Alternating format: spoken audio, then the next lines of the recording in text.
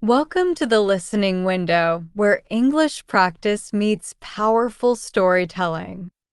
Today's repeat after me story is called The Room Across the Hall. It begins with a new apartment, a quiet hallway, and a neighbor no one ever sees. Listen closely, repeat after each line, and discover the secret waiting just across the hall. Let's begin. My name is Claire, and before I tell you this story, I need you to promise me something. Promise me that you'll listen carefully to every word, because I didn't at first, and that nearly destroyed me. It all started when I moved into a new apartment. It wasn't fancy or spacious, but it was mine. I had just landed a job in the city. Nothing glamorous, just an assistant at a publishing firm. Still, for a girl who'd grown up in a tiny rural town, it felt like a dream. The building was old, with creaky floors, peeling paint, and a faint smell of dust and forgotten stories. But I loved it. It had character. My unit was on the fourth floor, number 4C. The moment I moved in, I noticed something odd. The door across the hall, 4D, was always closed, locked, dark, silent. I asked the landlord about it. "Oh, that one," he said, waving a hand dismissively. "No one's lived there in years." That surprised me. The building was nearly full. "But it's not empty," I said. "I've seen shadows through the gap under the door." He shrugged.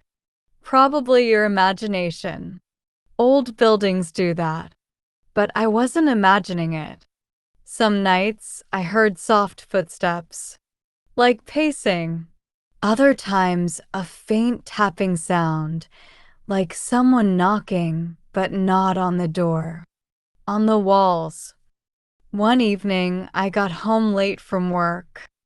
I was exhausted, dropped my bag on the floor, kicked off my shoes, and that's when I noticed it. A small envelope slid under my door. I picked it up.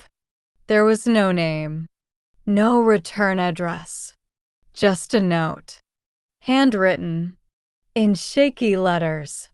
It said, "Please help me. I'm in 4D." My heart stopped. Was someone actually living there? Someone trapped? Was this a prank?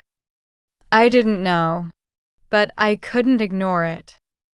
I grabbed my keys, stepped into the hallway, and crossed over to 4D. I knocked. No answer. I knocked again. Harder. Still nothing. I pressed my ear to the door. Silence.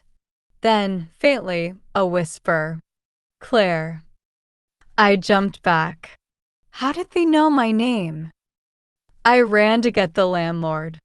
He rolled his eyes. Not this again. He climbed the stairs with me, unlocked the door, and pushed it open. The room was empty. Dust covered the floor. No furniture. No lights. Nothing, except on the far wall, a single sentence. Written in black marker, "She can't hear us." That night, I barely slept. I kept the light on, my phone next to me. Every sound felt louder. Every shadow seemed to move. In the morning, I tried to tell myself it was just stress. Work was overwhelming. The move had been hard. I was tired. That was all. But then it happened again. Another envelope. Same handwriting. This one said, "She's watching you." I felt cold all over. Who was she? What did they mean? I looked out my peephole. The hallway was empty, but something didn't feel right. I called my best friend, Nora, told her everything. She's a nurse, very practical, very grounded. She offered to stay the night, just in case. That night, we stayed up late, watched movies, ate popcorn, laughed. It felt normal. For a while. At around 2 a.m., we heard it. Knocking. Not on my door, on the inside wall, shared with 4D. Nora stood up. I heard it, she said. You weren't imagining it. Then we both heard a voice. Faint. Female. Crying. Help me. We rushed out into the hallway. 4D was still locked. Still silent. We pounded on the door. Screamed. No answer. We called the police. They arrived, broke the door open, and searched every inch. Once again, nothing. They looked at us like we were crazy, told us to get some rest. Nora stayed another night, and the next, but nothing else happened. No sounds, no notes, no whispers. Eventually, she went home. I was alone again. And that's when it started getting worse. The notes returned. Only now they were different. Longer. Desperate. She locked me in. Don't trust her. I was like you once. She pretends to be you now. I didn't know what to believe. Was someone messing with me? Or was I losing my mind? I started recording everything. Voice memos, phone videos, time-stamped journals.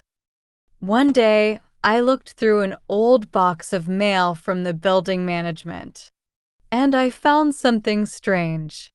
A lease agreement for 4D, signed 6 months ago by someone named Claire Bennett. My name, but I never signed that. That's not my unit. Or so I thought. I ran to the building office, confronted the landlord. His face went pale. Claire, he said, you've lived in 4D since the day you moved in. No, I told him I live in 4C. He shook his head. There is no 4C. I ran upstairs. The number on my door was gone. No 4C, only 4D. The door I'd thought was across the hall was never there. I opened the door. Inside was my apartment. Same couch, same kitchen, same coffee mug on the counter.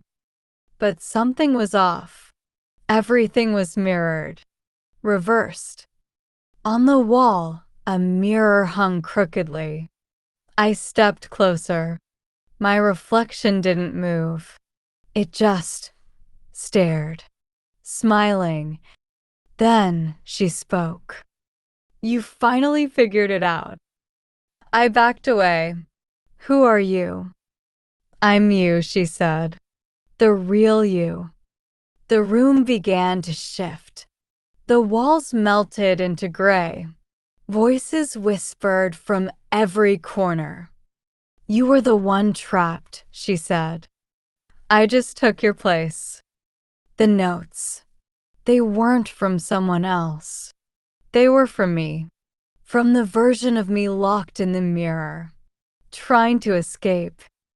I screamed, fell to the floor, and when I looked up, I was inside the mirror, watching myself walk away, smiling. That was 3 weeks ago. I don't know how to get out. I don't know if anyone will believe me. But if you ever move into 4D, don't trust the girl in the mirror. She isn't Yo.